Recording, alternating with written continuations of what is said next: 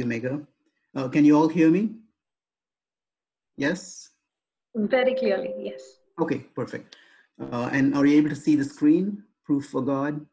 Okay, Yes, we excellent. Just to make sure that that is done.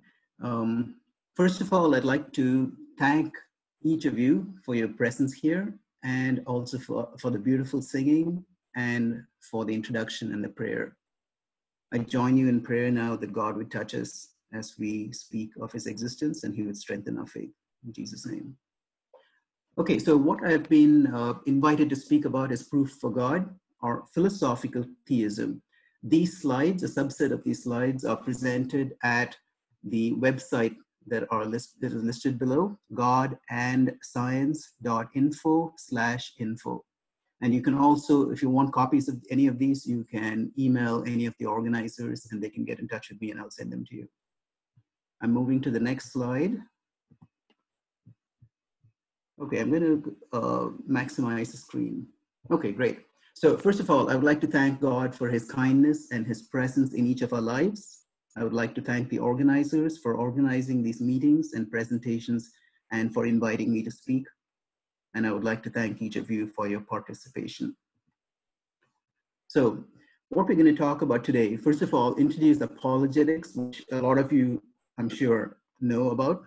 For some of you, it may be a new term. Apologetics basically has two purposes. One, to point truth seekers to Christ, those who are looking for God. Apologetics provides evidence for such individuals. And the second purpose is to strengthen the faith of Christians. Apologetics, more than anything, has carried me through difficult times in my life, and it has kept me from falling away from Christ. So in this presentation, we will speak about proof for God, proving in the sense very similar to 1 + 1 = 2. So in that kind of a sense, deduction from first principles, we will prove from God the existence of a mind that we call God that created all of physical reality. This conclusion is not based on inductive reasoning or on faith. And then we will also briefly mention inductive evidence for God. There is evidence for God from a variety of different fields in science. And the organizers have mentioned to me that you've already had about 4 speakers speaking about apologetics. I looked at a couple of the presentations which were excellent, and they were talking about inductive evidence for God. So I won't go deeply into that right now. For details of any of these, the slides are all loaded, as I mentioned, at www.godandscience.info/info. And there's also a series of Christian apologetics books by John M. Kinson that are available on amazon.in or amazon.com. And these books are, if you go to Amazon, I think they are available under Kindle Unlimited, which is basically free to you. If you want copies of these books as PDF files, let the organizers know and I can send you a copy, or I can send them a copy to send to you. So introduction. Okay, so we're all familiar with teaching, preaching, and apologetics, or maybe teaching and preaching. All of these are related to the greatest commandment that Jesus gives us, or that he has reiterated in the New Testament in Matthew 22, verse 37, where it says, Jesus replied, "Love the Lord your God with all your heart and with all your mind, or rather all your soul and with all your mind." That's in Matthew 22, 37. The purpose of preaching is to touch the heart. It moves our heart and it moves us to action. The purpose of teaching in a Christian context is to touch the soul. Teaching gives us wisdom from the Bible that then feeds our soul.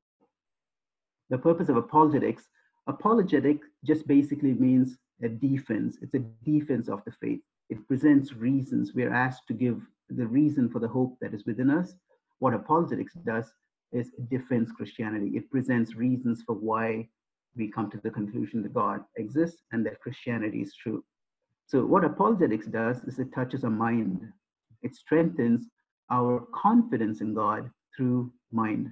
And I intentionally use the word confidence rather than faith, because often people think that faith is a blind faith, but that's not the case with Christianity. So in the field of apologetics, we have logic and math that provides us proof for God, just like a mathematical theorem. And we'll talk about this later in this presentation. Philosophy points to God, science provides evidence for God, and history provides evidence for Christ and for his miracles and his resurrection. There's evidence for all of these from non-biblical sources.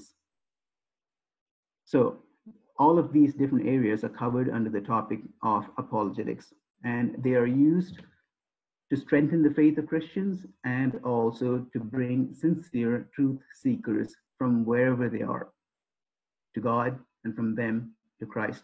I've used information in all of these areas through over the last 20 years or so and seen a lot of effect where people who are into science and engineering are moving from being atheists to agnostics, from agnosticism to deism, from deism to Christ.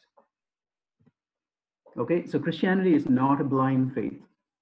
Christian faith is not a blind faith, but rather it is trust in God based on evidence. And that is one of the key concepts that we see in apologetics.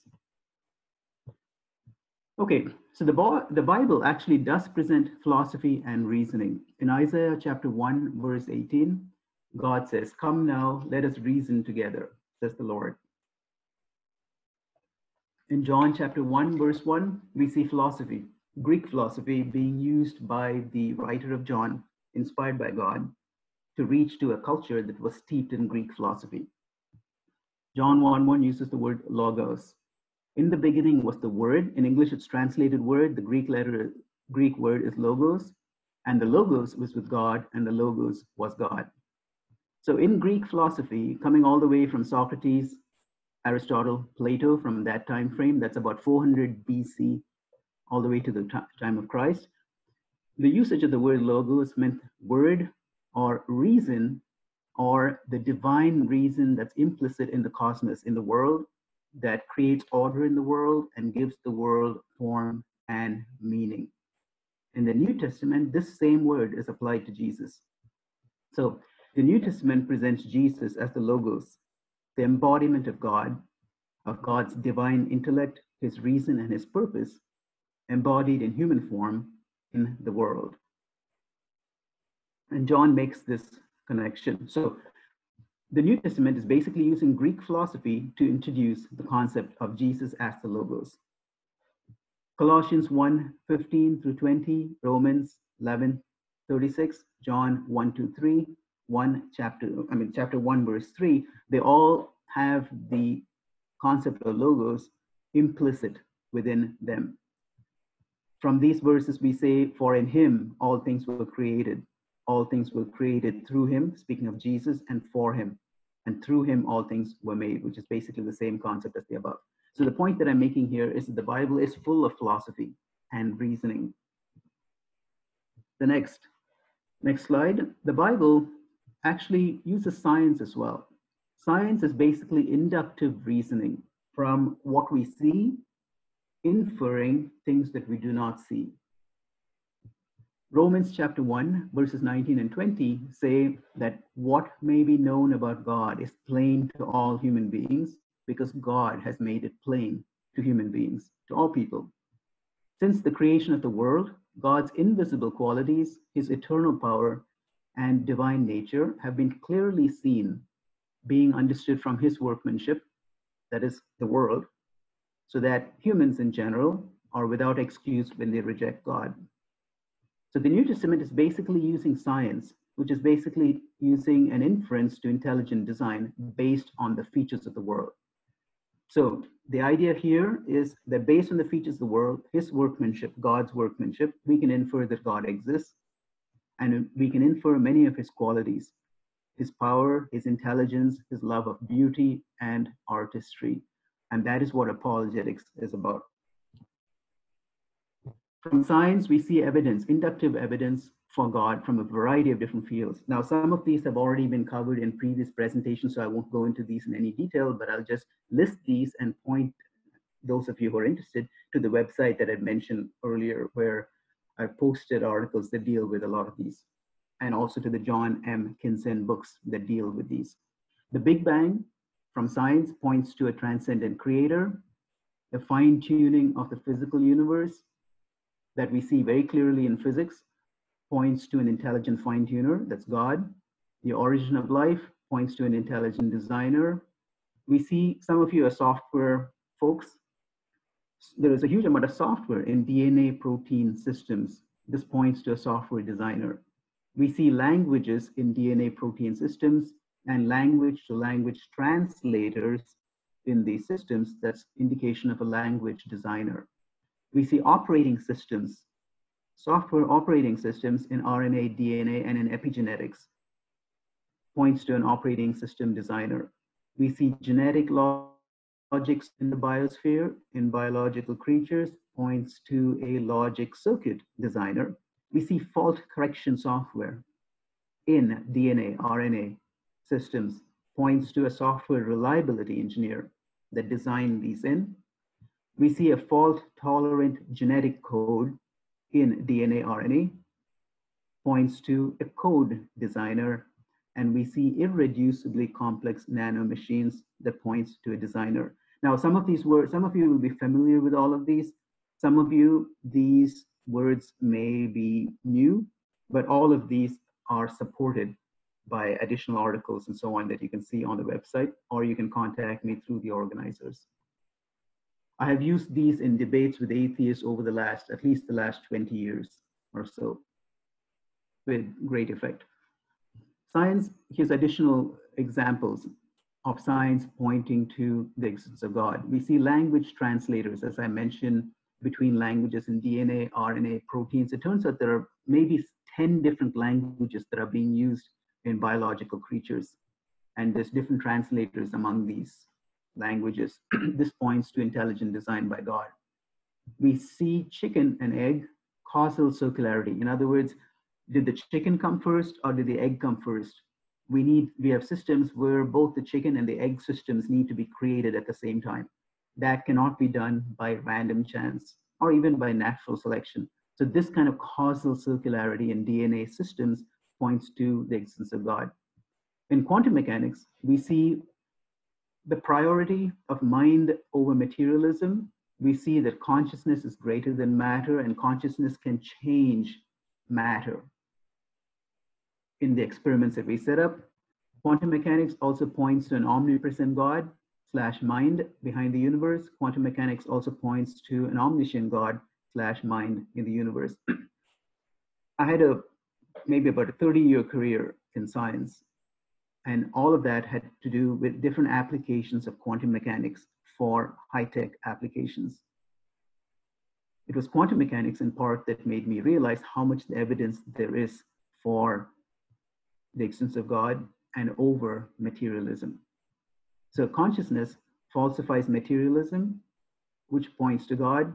Free will, the free will that each of us has, falsifies materialism. If materialism that is presented in the West by people like Dawkins is true, you're all just robots. We can have no free will. And that's why leading atheists state that they do not have free will. They do not believe that they have free will, but yet they argue with Christians to get us to change our mind, which makes no sense. They're assuming that we have free will to change our mind to become atheists, while at the same time insisting that we do not have free will.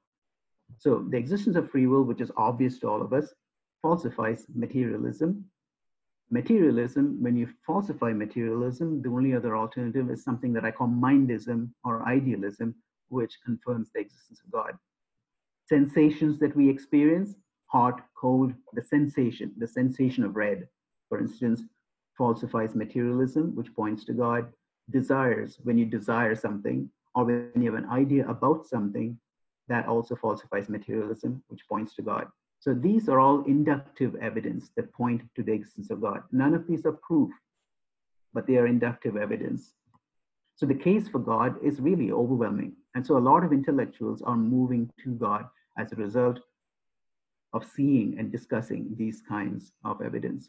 So if you will, my mission field has been people who are into science and engineering, and also people who use science as an excuse to avoid the existence of God.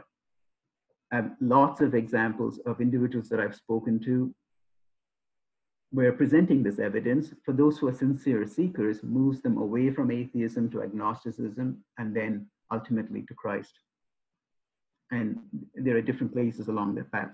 So all of this information is posted at godandscience.info/info, or you can look at the Christian apologetics books by John M. Kinson on amazon.in or amazon.com. So now we're moving on past inductive evidence to the proof of God that I had talked about. So proof of God is deductive. Okay, so let's look at inductive logic versus deductive logic. Speak a little bit of my background. So as a kid, I was in India. I grew up in a home where this was not common knowledge, but my dad shared with me that he was an atheist. My mom was a Christian. So I was exposed to both atheism as well as theism, as well as Christianity. As an adult, I had to decide. I went into atheism and experienced the angst, the despair of atheist existentialism, came out of that searching for meaning. And it was largely through science and philosophy that I ended up making my way, by God's grace, out of that past atheism to theism. So I'm now an ex-atheist and a philosophical theist, in part due to logic, reason, and science, but also due to answered prayer. That was after I became a theist. So my focus is not on faith. My focus is on logic, rationality, and knowledge. Knowledge is deductive. So knowledge is not belief or faith. Knowledge is deductive. So knowledge arises from self-evident truths, from first principles. So an example is something exists. If you stop and think, as Descartes did, he said, I think, therefore I am. The fact that you think is proof that something exists. It is not proof that your body exists, because you could be imagining your body, but it is proof that your mind exists. So at least something exists in order for you to be able to ask the question, do I exist? So if you have something that's a self-evident truth from first principles, that is knowledge. It's not belief and it's not faith.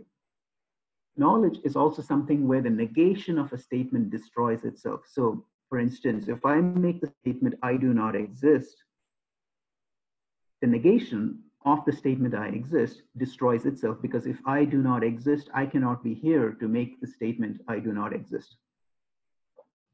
Another example of this is the statement that nothing exists. If I make the statement nothing exists, that's a negation of the statement that something exists.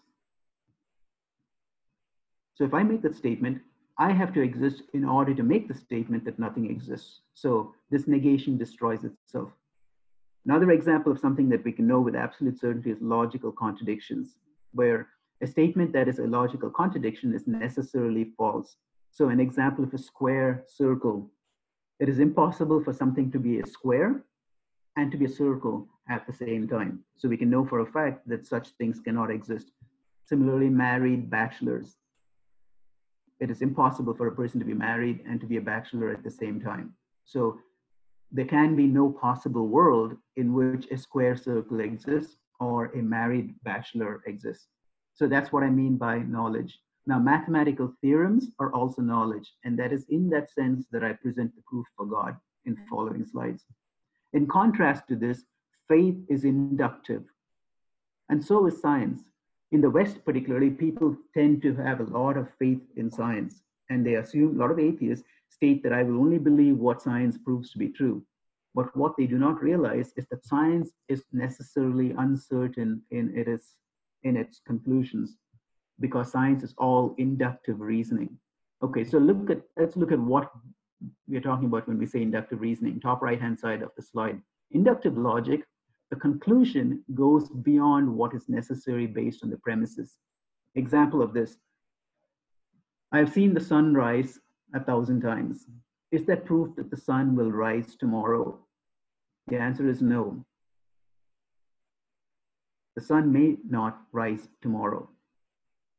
Now, as a Christian, we know that there is a God who ensures the repeatability and the rationality of natural law, and that is what causes the sun to rise tomorrow. In the absence of Christianity, there is a real possibility that the sun will not rise tomorrow. There's no reason for natural law at all. So the conclusion, the strongest conclusion that a person can come to is based on the past. I think the sun is going to rise tomorrow. but you cannot make that statement with absolute certainty. Another example is evolution. In the West, particularly, evolution is presented as if it's absolutely true, and you're really stupid if you do not believe it. That is false. I've looked into evolution in great depth. I've taken 4 courses, college courses in evolution, and based on that, I can tell you for a fact that the narrative of evolution that's presented is false. We see evidence for microevolution, small scale changes within dogs, but we never ever see a dog evolve by itself into a cat or a kangaroo. And that's historically the case universally. So evolution is an example of a conclusion that atheists make that is not certain. And this is the case with all of science. So inductive logic is where the conclusion is not necessary based on the logic. It's an extrapolation. You are going beyond what the premises state. Deductive logic, in contrast, does not go beyond what is necessary based on the premises. If the premise is basically a step in the argument. If the premise is certain, if it is true, then the conclusion is certain. It's necessarily true. An example of this is 1 + 1 = 2. Given the premises, the definition of 1, the definition of plus, the definition of equals, and the definition of 2, it is necessarily true that 1 + 1 = 2. You can have no possible world in which 1 + 1 is equal to 14. That's what we mean by deductive logic.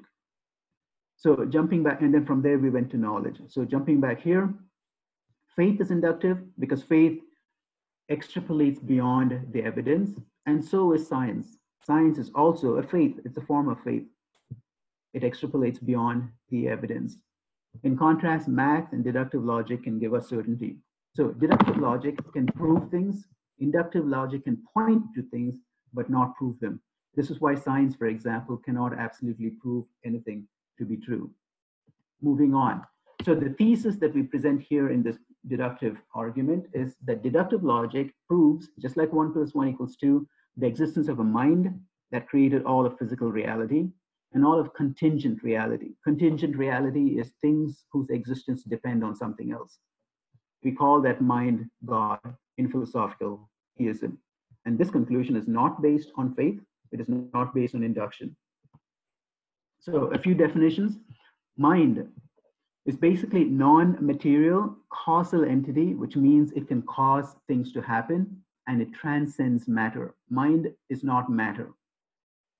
And mind has volition. Volition means free will. It can freely choose to do something or not do something. For instance, you can freely choose to put on a red shirt or a blue shirt. Your choice is not determined by something outside of you. God, minimal definition, is God is the first cause that created everything. God is a volitional cause, a mind that has free will, that can choose to create or not create.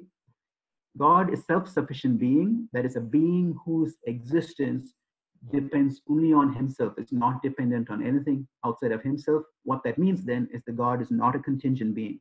Your existence is contingent, dependent upon your parents having existed and them having met. God's existence does not depend on any being prior to God, and God is mind. Causation, definition, there's deterministic causation, probabilistic causation, and volitional causation. Deterministic causation requires an external trigger, that is something that causes it to happen, and I'll show an example. Probabilistic causation is the same thing. Volitional causation is internally chosen. It is not triggered by something outside of itself. So moving on to causation. So deterministic causation requires an external trigger plus an external deterministic natural law. An example of this is I lift up a ball and I let go. Gravity takes over and the ball falls. The ball cannot choose to jump upwards instead. So the behavior of the ball is determined by gravity.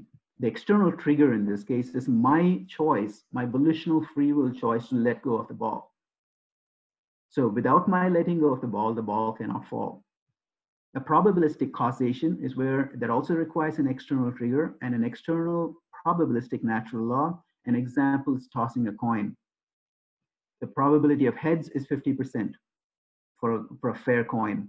This behavior is not completely determined by natural law, but it's constrained by probabilistic natural law.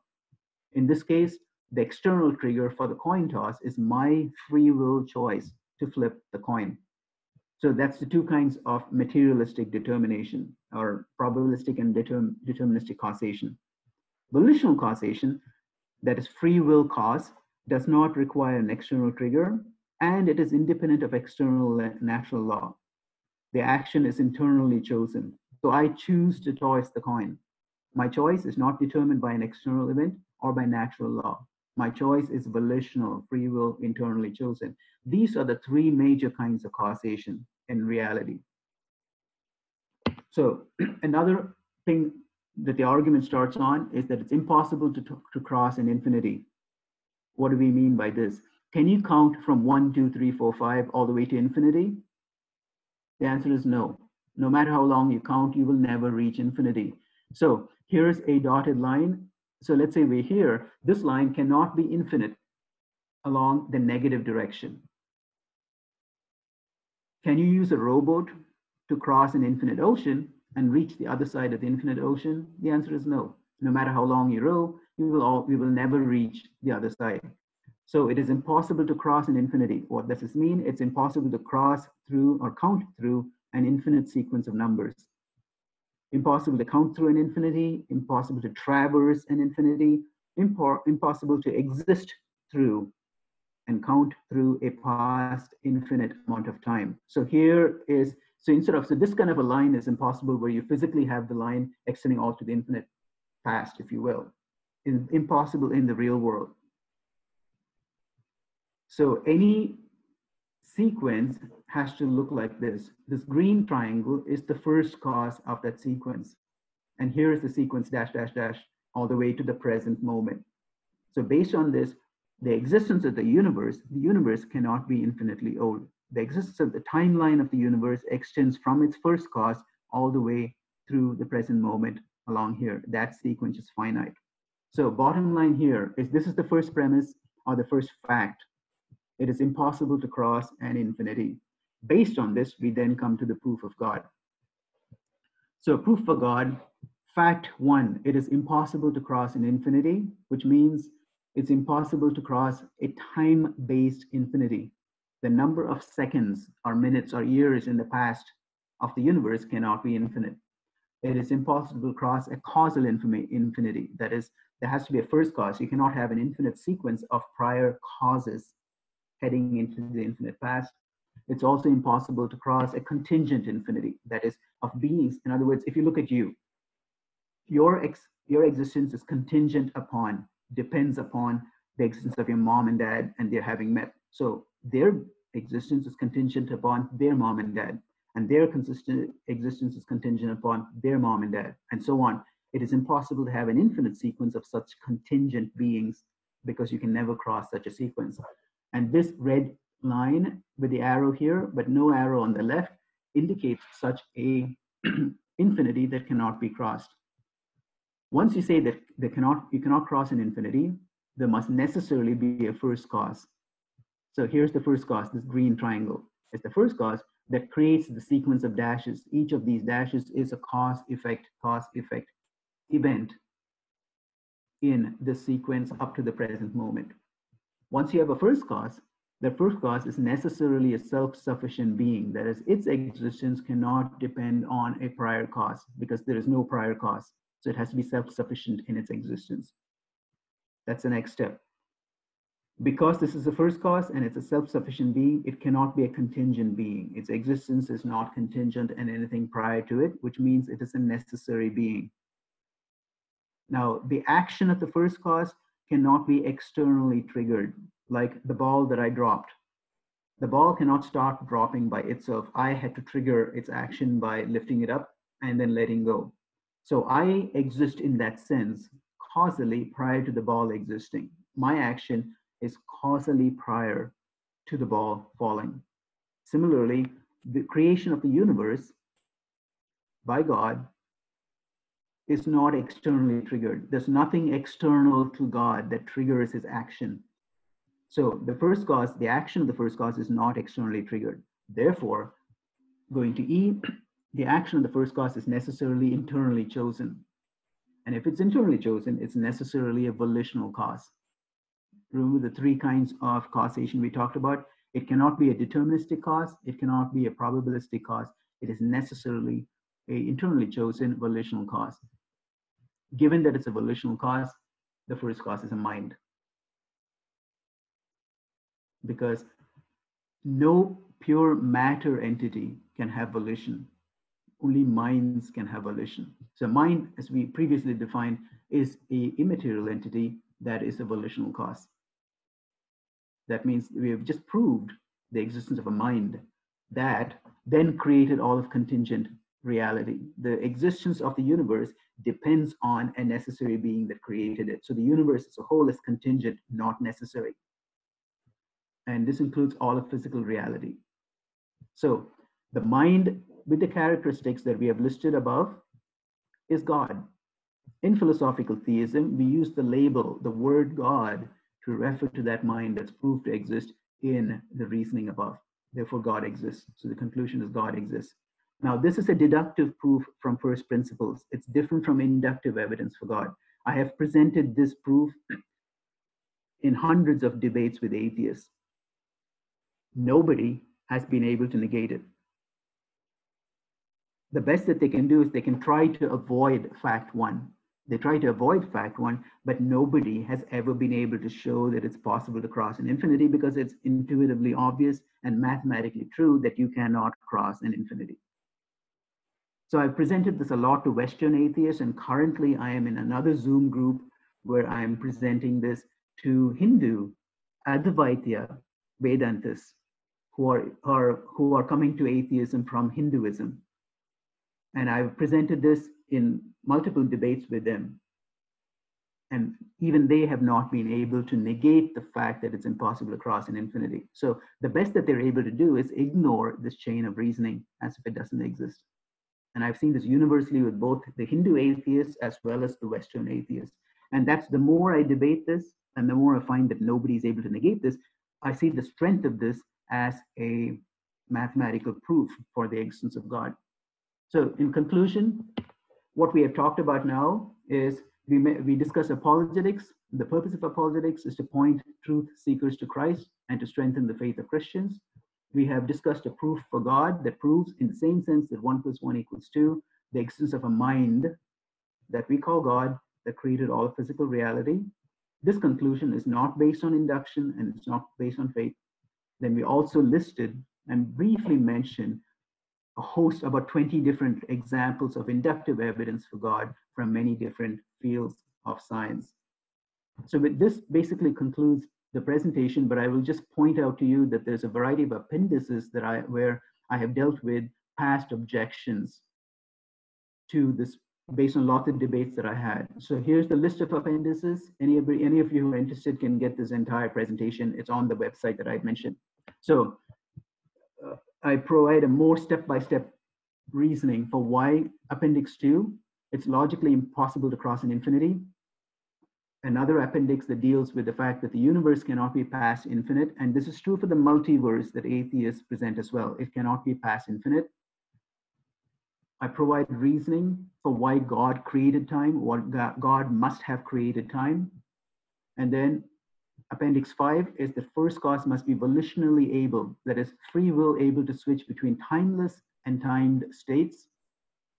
So the first cause, therefore, is a mind because of the volitional causation that can volitionally switch between timeless and timed states. Also, here's the case that matter cannot be time-based, temporarily past infinite. Another appendix, the first cause cannot be matter. Another appendix that provides a listing of the inductive evidence for God and a brief reasoning that talks about inductive evidence from science for a mind that created the physical universe. And then the last one is evidence and logic for God. So with that, that's a conclusion to this presentation, and I will hand you back to the organizers. Megham? Thank you, Dr. David. Thank you so much. Friends, we have about a few minutes for Q&A. If you have any questions, we have the participant panel. We have a host ID called Q&A. You can post the questions there, and Dr. David will answer them.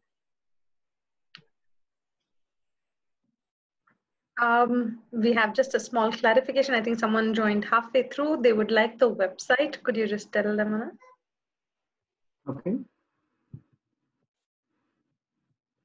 Okay, here are the details. It's www.godgod.science.info, .info/info. If you go there, you will see all of the appendices, and you'll also see all of the slides. Now, all of the slides I posted there were based on my debates with the Hindu Vedanta group, and it's an Advaita group.